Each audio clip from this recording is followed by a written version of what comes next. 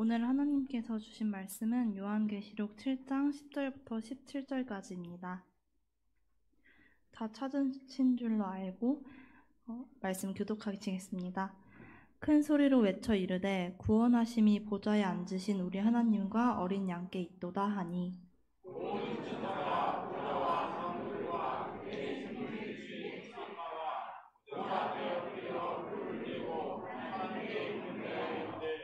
이르되 아멘. 찬송과 영광과 지혜와 감사와 존귀와 권능과 힘이 우리 하나님께 세세토록 있을지어다. 아멘 하더라.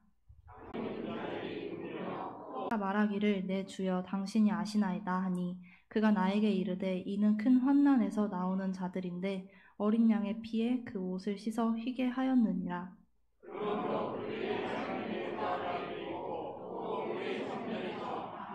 그들이 다시는 줄이지도 아니하며 목마르지도 아니하고 해나 아무 뜨거운 기운에 상하지도 아니하리니 이는 보좌 가운데 계신 어린 양이 그들의 목자가 되사 생명수 샘으로 인도하시고 이는 살아계신 하나님의 말씀입니다.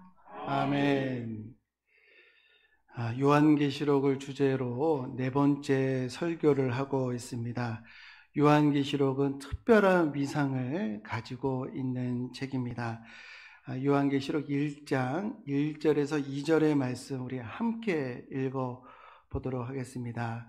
예수 그리스도의 계시라. 이는 하나님이 그에게 주사 반드시 속히 일어날 일들을 그 종들에게 보이시려고 그의 천사를 그종 요한에게 보내어 알게 하신 것이라. 요한은 하나님의 말씀과 예수 그리스도의 증거 곧 자기가 본 것을 다 증언하였느니라. 이 말씀에 의하면 요한계시록의 기록자는 사도 요한이지만 원저자는 예수 그리스도이시다. 다른 복음서는 예수님에 관한 계시이지만 요한계시록은 예수님이 직접 하신 계시다라고 말하고 있습니다. 3절을 또한 계속해서 읽어보겠습니다. 이 예언의 말씀을 읽는 자와 듣는 자와 그 가운데 기록한 것을 지키는 자는 복이 있나니 때가 가까움이라. 이 요한계시록을요, 듣는 자, 지키는 자는 어떻게 된다고요? 복이 있다. 그래서 우리 요한계시록을요, 읽고 듣고 이 말씀을 지키는데 소홀히 할 수 없는 줄 믿습니다. 우리가 요한계시록을 그 중요성을 인지를 하고 또 바르게 이해하기 위해서는 요한계시록의 구조를 머릿속에 둘 필요가 있겠습니다. 요한계시록의 구조를 알려주는 말씀이 1장 19절에 있어요. 1장 19절에 보면은 그러므로 내가 본 것과 지금 있는 일과 장차 될 일을 기록하라 라고 요한계시록은 크게 세 부분으로 되어 있는 것을 알 수가 있습니다. 요한계시록은 총 22장으로 되어 있는데요. 과거에 있었던 일, 그리고 지금 있는 일, 그리고 앞으로 될 일, 이렇게 22장이 구성되어 있는 것을 볼 수가 있는데요. 1장은 내가 본 것, 과거에 있었던 일을 기록했습니다. 그리고 2장부터 5장은 지금 있는 일, 그래서 소아시아의 7교회, 그 7교회는 모든 지상에 있는 교회를 대표한다고 말씀을 드렸고요. 그 다음에 천상의 회의의 모습을 담고 있는 것이 2장부터 5장입니다. 그리고 장차 될 일에 대해서 6장부터 22장까지 기록되어 있는데 이것을 좀 더 세분화하면은 6장부터 19장은 3중 7대 재앙에 대해서 기록되어 있습니다. 3중 7대 재앙. 그리고 20장부터 22장은 예수님 재림 이후에 새 하늘과 새 땅에 관련된 내용이 기록되어 있는데요. 우리가 요한계시록을 읽을 때 가장 궁금한 것이 이 3중 7대 재앙에 대한 부분일 겁니다. 이단들이 이 부분을 자의적으로 해석을 하고 많은 미혹하는 일들을 하고 있기도 하고요. 이 3중 7대 재앙에서 이 7인 재앙, 나팔 재앙, 대접 재앙이 나오는데, 이 6장에 보면은 예수님이 7인으로 인봉이 된 책을 하나님께로 받습니다.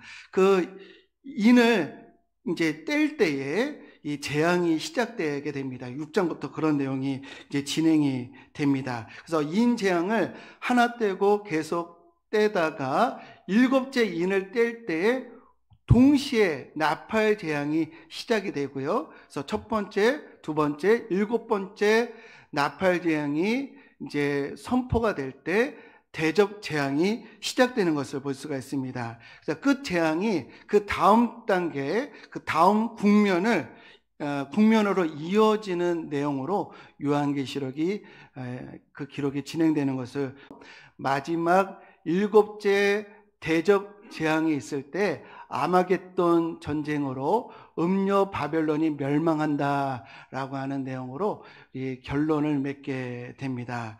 여기서 인재앙이다라고 하는 것은, 인은 도장 인을 얘기하는 것으로 결코 취소될 수 없다라고 하는 것을 의미합니다. 그래서 7인은 반드시 일어난다.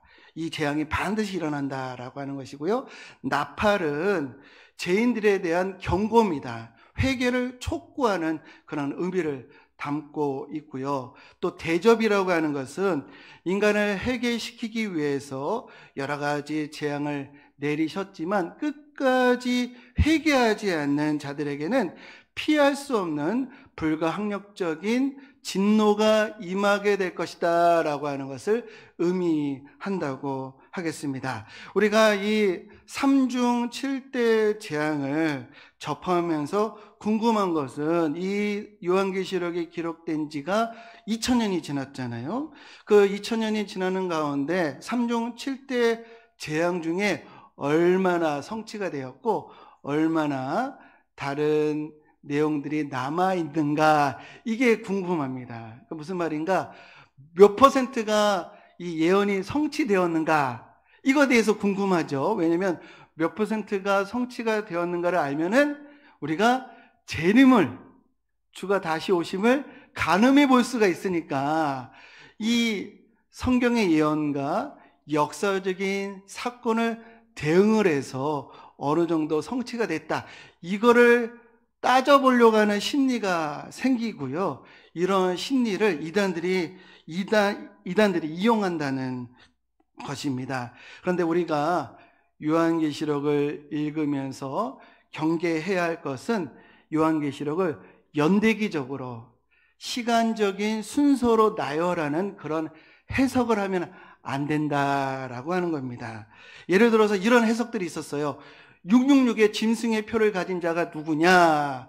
종교개혁 시대에서는 교황이 짐승의 표를 가졌다, 이렇게 해석하는 이도 있었고, 19세기 초에는 나폴레옹이 그렇다, 20세기 초에는 히틀러가 그렇다, 이러한 해석들이 난무했다라는 것입니다. 이렇게 요한계시록을 역사적인 사건이랑 대응하려고 하는 이런 관점들이 있었다라는 것이죠. 피 섞인 우박은 방사성 낙진이다, 혹은 전쟁 중에 폭탄이다, 불붙은 산은 화산 폭발이다, 환경 오염이다 등등 이렇게 연결을 하려고 하는 많은 시도들이 있었는데, 이건 틀린 관점입니다. 건전하거나 건강하지 않은 관점인 것입니다. 이런 잘못된 관점으로 별의별 해석들이 넘쳐나니까 자의적이고 또 산만한 이런 하니까 많은 성도들이 혼란에 빠지게 되었어요. 요한계시록에 대한 이런 해석들 때문에, 산만한 해석들 때문에 요한계시록을 어렵게 생각하고 복잡하게 생각하게 되므로 이 위대한 책을 외면하게 되었다라는 것입니다. 그래서 우리는 연대기적으로 요한계시록을 해석해서는 안 된다. 그렇게 해석하지 말아야 하는 이유는요, 첫 번째, 이 연대기적인 해석은 다 실패했어요. 그러니까 예를 들어서 시한부 종말론을 비롯해서 계시록과 실제 사건과 대응시키려고 하는 퍼즐 맞추기, 이게 다 뭐 일치가 되거나 의미 있는 그런 해석이 성공한 적이 없었다라고 말할 수가 있겠습니다. 또 두 번째, 연대기적인 해석을 하지 말아야 하는 이유는요, 성경 스스로가 그렇게 읽지 말라고 말씀하고 계시거든요. 마태복음 13장 32절에 그날과 그때는 아무도 모르나니 하늘에 있는 천사들도 아들도 모르고 아버지만 아시느니라. 아무리 그때와 그 시기를 정확하게 알려고 해도 알 수 없게 성경은 쓰여져 있다는 것이에요. 심지어 예수님도 알 수 없다고 하는데 알려고 하는 것은 부질없는 것이고, 예수님도 모른다고 하는 것을 알아보려고 하는 것은 교만한 마음을 품는 거예요. 그렇게 해서 해석을 하게 되면 이단적인 결론을 도출할 수밖에 없다라고 할 수가 있겠습니다. 그러면 요한계시록이 그 시기와 때를 알려주는 책이 아니라고 한다면 요한계시록의 목적은 무엇인가? 요한계시록은요, 미래에 대한 정보를 알려주는 책이 아닙니다. 미래에 대한 원리를 알려주는 책인 줄 믿습니다. 미래에 대한 지식을 알려주는 책이 아니에요. 미래에 대한 지혜를 알려주는 책인 줄로 믿습니다. 요한계시록은요, 초대교회나 지금이나 이후로나 시대를 초월해서 하나님의 백성들에게 용기를 주는 말씀이에요. 위로를 하고 교훈을 주고, 그리고 또 이 세상을 이길 수 있는 힘을 주시는 말씀이 바로 요한계시록인 줄 믿습니다. 요한계시록 우리가 바르게 읽으면요, 삶의 태도가 달라집니다. 영적인 싸움에서 승리할 수 있다고 하는 확신을 요한계시록을 통해서 얻게 되는 줄로 믿습니다. 그래서 요한계시록의 목적은요, 지식이 아니라 삶의 변화를 주시고자 하는 하나님의 뜻이, 성령의 의도가 담겨져 있습니다. 저를 따라서 해보겠습니다. 정보가 아닌 원리, 지식이 아닌 지혜, 그게 바로 요한계시록이에요. 오늘 요한계시록을 통해서 우리가 원리, 중요한 지혜를 발견해야 하겠습니다. 오늘 읽은 본문에 의하면 14만 4천에 대해서 이제 언급하고 있는데, 지난 시간에도 이 숫자는 물리적인 양이 아니라 상징적인 의미다라고 말씀을 드렸어요. 이 14만 4천에서 12의 제곱이 144인데요.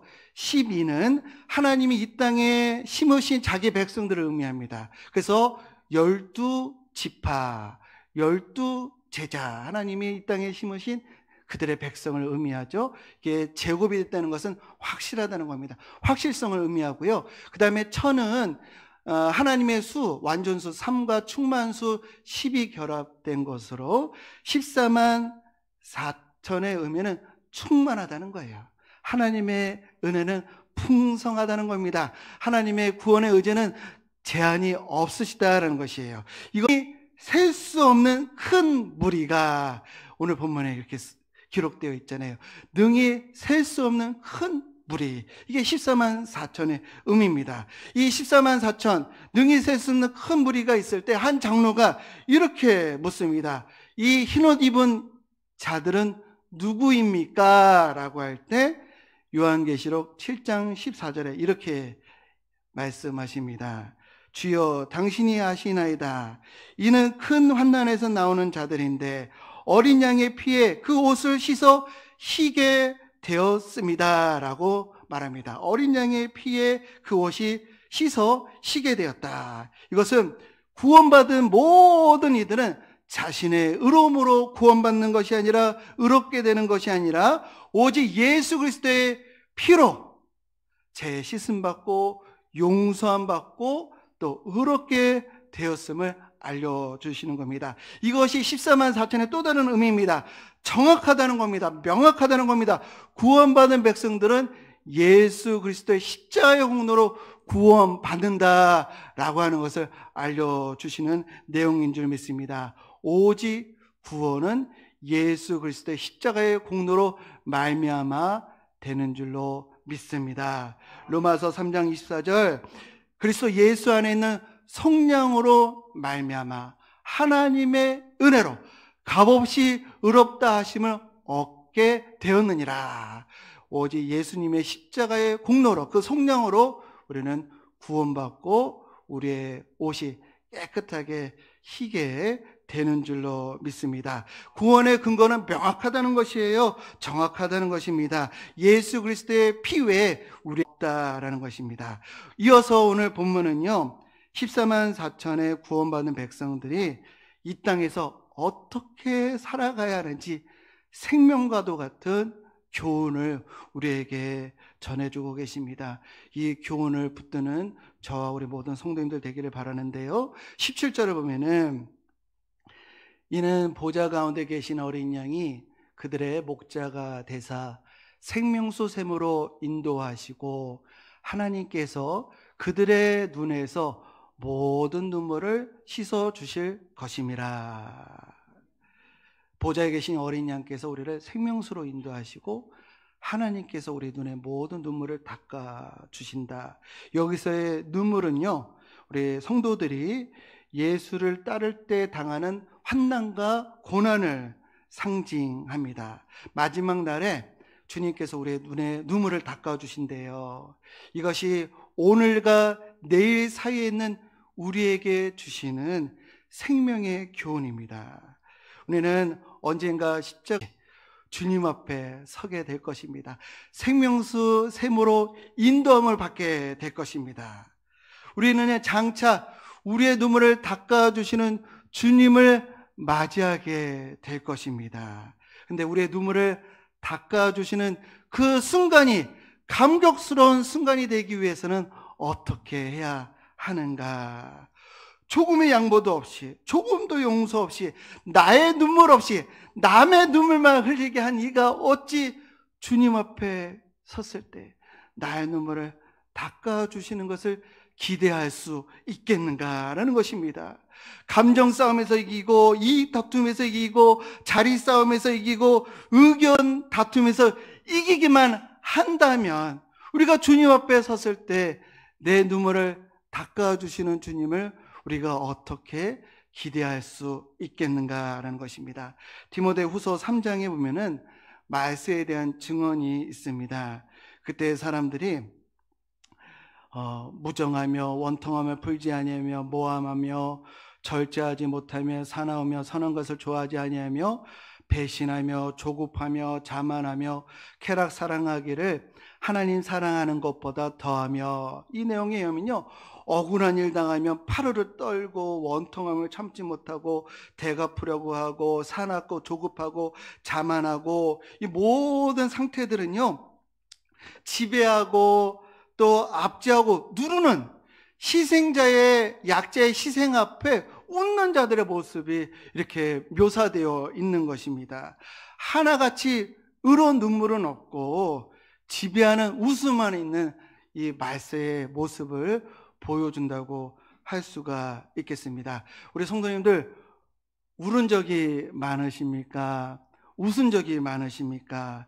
우리 언젠가는 우리 주님 앞에 서는 우리 크리스찬들은요, 타인을 위해서 울고 교회를 위해서 울고 우리 다음 세대 자녀들을 위해서 울고 선교와 전도를 위해서 우는 자가 되어야 할 줄로 믿습니다.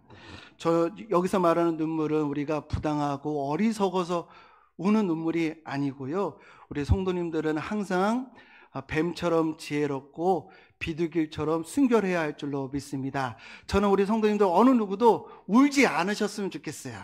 다 언제나 웃고 언제나 기쁜 일이 있었으면 좋겠습니다. 그런데 만일 내가 웃고 이웃이 울어야 하는 상황이 있다고 한다면, 내가 누리는 그것 때문에 누군가가 고통 가운데 있는 그런 상황이 된다고 한다면, 저와 우리 성도님들이 우는 편에 계시기를 주님의 이름으로 간절히 축복합니다. 저는 젊었을 때 옳고 그름을 좀 더 따졌던 것 같습니다. 젊은 사람들의 특권이자 특징이죠. 정의감이 좀 높잖아요. 저도 그랬던 것 같습니다. 그런데 하나의 좁은 사안을 두고 옳고 그름을 따지는 것은 의미가 있는데요. 그 옳고 그름이 삶으로 확장되면은 옳고 그름을 따진다는 것이 참 모호하다는 것을 이 나이가 들면 들수록 깨닫게 되더라고요. 오늘날 모든 사람들이 내가 옳고 너가 틀렸어, 이 문제에 많은 갈등과 시비를 따지는 것을 볼 수가 있습니다. 교회도 예가 아닙니다. 근데 옳고 그름의 문제라고 하는 것이 정말 고도로 연구하고 사례를 분석한 세상 법정도 옳고 그름의 문제를 따진다는 게 이게 쉬운 일이 아니구나라고 하는 것을 제가 보게 됩니다. 이 법조인들이 정계에 들어가면 어제 악하다고 하는 것을 오늘 선하다고 하고, 어제 안 된다고 하는 것을 오늘 괜찮다고 하는 것을 보게 됩니다. 신과 권력이 있으면요, 진상도 미덕이 되고요, 그리고 그 반대는 미덕도 진상이 되는 것을 보았습니다. 그래서 내가 이겼어, 내가 옳아, 내가 선해, 이건요 내가 선해서 그런 게 아니고요, 내가 힘이 있어서 그런 경우가 많아요. 내가 지위가 그들보다 높아서 내가 옳다고 판결을 받고 내가 이겼다고 손을 드는 경우가 많더라는 것이죠. 그래서 내가 정말 옳은가 그른가, 이걸 우리가 어떻게 판단할 수가 있겠는가. 내가 옳다고 할 때는요, 누군가 눈물을 흘리고 있을 때가 많다라는 것입니다. 예수님도요, 마가복음 10장 18절에 어느 학자가 와서 예수님 선하십니다 라고 할 때 예수님도 나를 왜 선하다고 하느냐, 하나님 한 분 외에는 선한 이가 없느니라. 예수님조차도요, 나 옳다고 하지 마, 나 선하다고 하지 마, 이렇게 말씀하셨어요. 이렇게 말씀하셨기 때문에 예수님이 선한 목자가 되신 것입니다. 내가 옳아, 내가 이 경우에 내가 맞아, 이러면요 우리에게 선함이 떠나요. 진리가 떠납니다. 그러나 나를 부인할 때, 그때 우리에게 주님의 선하신 빛이, 또 진리가 우리 성도님들 삶에 찾아오게 될 줄로 믿습니다. 옳고 그름을 따질 때 내가 눈물을 흘리는 쪽으로 나아가는 저와 우리 모든 성도님들 되시기를 주님의 이름으로 축복합니다. 우리가 새벽마다 창세기를 읽잖아요. 창세기 42장을 봤더니 이 형들이 동생 야곱을 은 20에 팔아버립니다. 그때 막 웃었겠죠. 이 미운 놈 제거되니까, 사라지니까 좋아서 웃었겠고, 은 20을 얻었으니까 돈을 벌어서 막 웃었을 것입니다.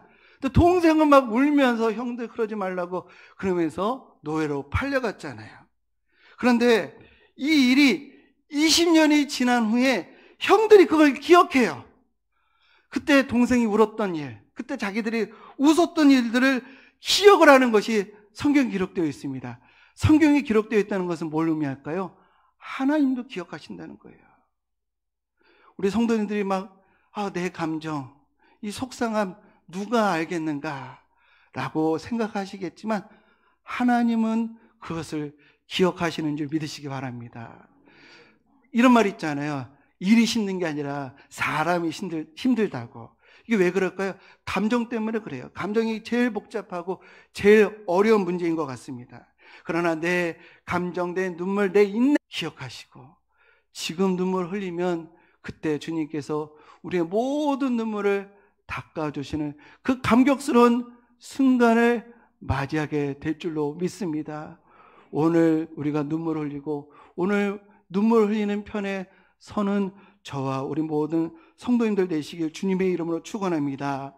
어느 모임에서 어느 성도님이 이렇게 말씀하시더라고요. 우리가 눈물 흘릴 때 아무런 상관도 없고 그러지 않을 수도 있는데 함께 울어 주었다고 그가 그러면서 감사를 표하는 것을 보게 되었습니다.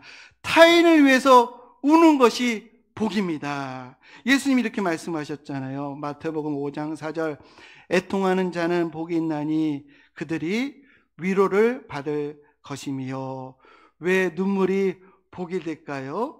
우리 예수님이 우리의 눈물을 닦아주시기 때문인 줄 믿습니다. 우리 성도님들, 며느님 때문에 웃은 적 많으시죠? 사이 때문에 우시고, 자녀 때문에 우시고, 부모님 때문에 우시고, 윗사람 때문에 울고, 아랫사람 때문에 울고, 이웃 때문에 우신 적 많으시죠? 네, 그게 복입니다. 그 길로 가신 분들이 복 있는 겁니다. 우리 성도님들, 교회를 위해서, 또 우리 서로를 위해서, 또 육신의 연약함에 있는 분들을 위해서, 또 마음의 상처를 입은 자들을 위해서 눈물 흘리시며 지금까지 오셨는데, 반드시 하나님의 위로와 은혜가 넘치게 우리에게 임하게 될 줄로 믿습니다. 이렇게 스스로 눈물로 자처해서 나아가는 것, 이것을 하나님이 기억하신다라고 하는 것이 바로 요한계시록의 생명과 같은 교훈인 줄로 믿습니다. 그렇습니다. 지옥은요, 타인의 눈물을 흘리는 이들이 모이는 곳이에요. 타인의 눈물을 흘리는 이들이 모이는 것이 지옥입니다. 그러나 천국은 타인을 위해서 눈물을 흘리는 자들이 모이는 것이 바로 천국인 줄 믿습니다. 이 내 눈의 모든 눈물을 닦아주시는 주님을 바라보는 그 삶의 자세가 바로 종말론적인 신앙인들의 모습인 줄 믿습니다. 바라기는 저와 여러분들이 지금 눈과 눈이 마주하듯이, 한번 절어보실까요? 눈과 눈이 마주하듯이 언젠가 주님 앞에 서게 될 텐데, 지금 흘렸던 눈물 때문에 내 눈물을 닦아주시는 주님을 감격스럽게 만나는 저와 우리 모든 성도님들 되시기를 주님의 이름으로 축복합니다. 하나님 나라와 교회의 거룩성과 가족의 구원과 이웃을 향한 긍휼함으로 오늘 눈물을 흘리고, 이웃의 눈물을 흘리고 있는 이웃과 함께 하는 복된 우리 모든 성도님들 되시기를 주님의 이름으로 간절히 축원드립니다. 이 시간 우리 함께 찬양하겠습니다. 주님은 안전합니다. 주님은 우리 성도님들을 위로하실 것입니다. 주님은 우리의 마음을 아십니다. 라고 하는 찬양의 가사입니다. 많이 못 들어보셨을 것 같은데요, 우리 부르면은 입에, 우리 마음에 착착 붙게 될 겁니다. 우리 함께 찬양하겠습니다. 내 아버지, 그 품 안에서 내 영혼은 안전합니다. 내 아버지, 그 품 안에서 내 영혼은 안전합니다. 주 손길로 내 삶을 안으시니 그 평강이 나를 덮습니다. 내 아버지, 그 품 안에서 아버지, 그 품 안에서 내 영혼은 안전합니다. 주 손길로 내 삶을 안으시니 평강이 나를 덮습니다. 나 비록 넘어지며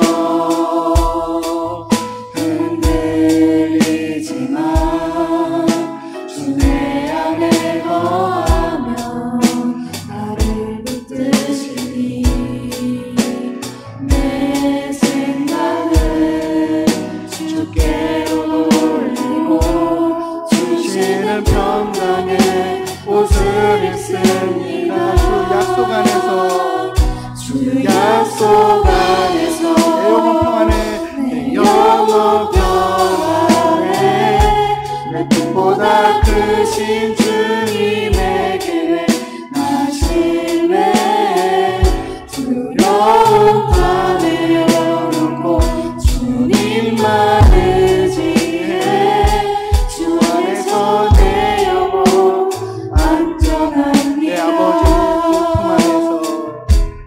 내 아버지, 그 품 안에서 성도님들의 영혼을 돌보십니다. 내 영혼은 안전합니다. 주 손길이 우리 성도님들을 만드십니다. 주 손길로 내 삶을 안으시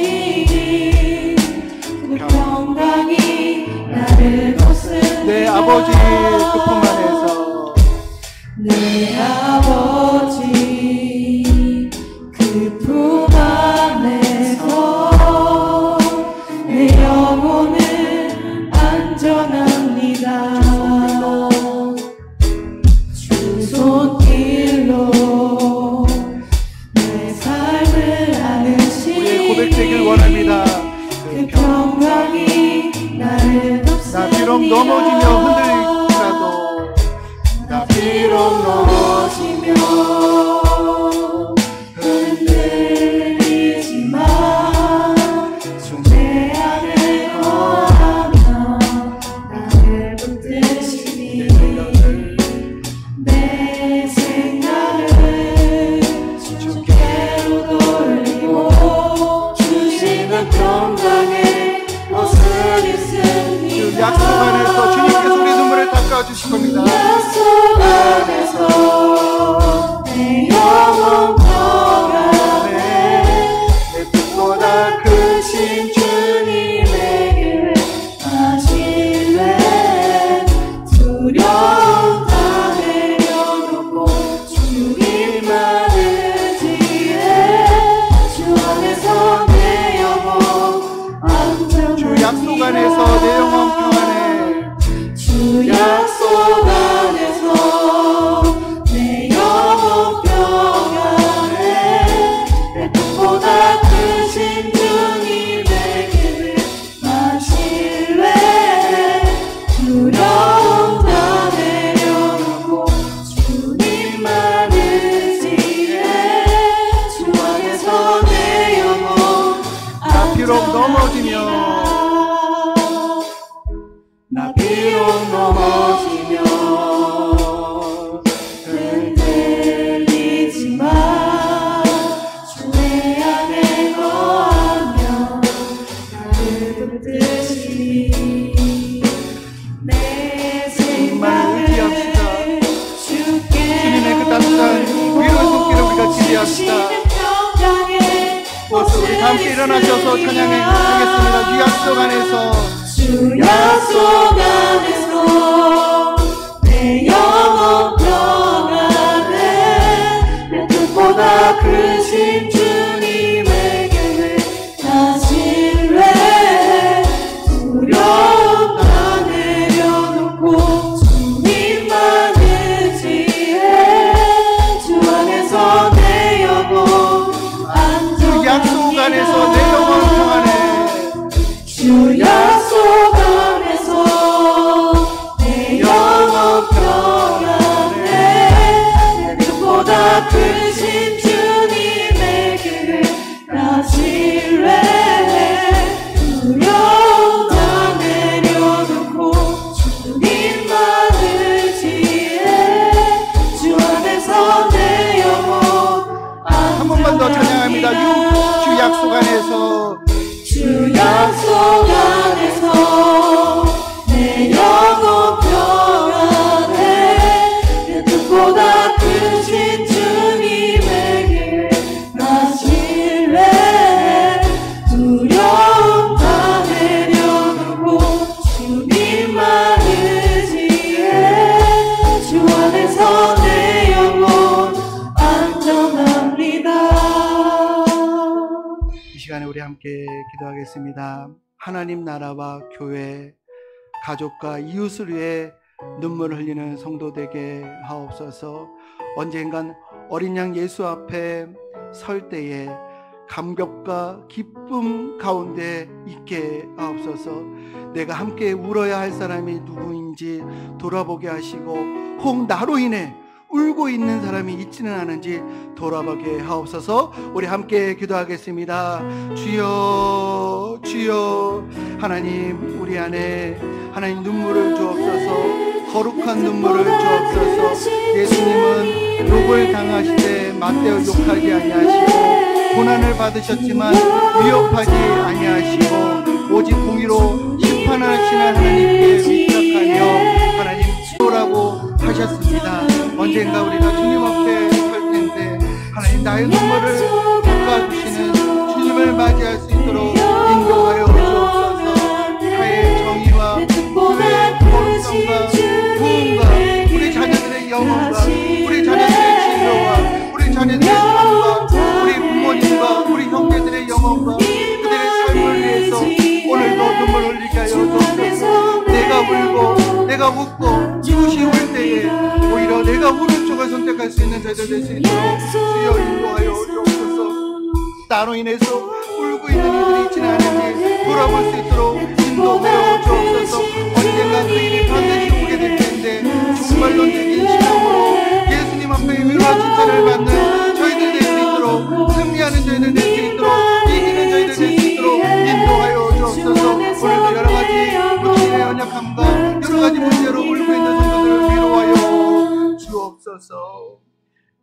이제는 세상 죄를 지고 십자가 위에서 보혈을 흘리신 어린 양 예수 그리스도의 은혜와 독생자를 버리시기까지 측량할 수 없는 사랑으로 우리를 품어주시는 하나님의 사랑과 우리를 위하여 간구하시는 성령님의 내주 교통 충만하심이 주님 앞에 섰을 때 내 눈물을 닦아주시는 감격스러운 순간을 맞이하리라 결단하는 우리 귀한 성도님들 머리 위에, 그 가정과 기업 위에, 우리 광석교회 위에, 이 나라와 이 민족 위에 이제부터 영원토록 함께 하시기를 간절히 축원하옵나이다. 아멘.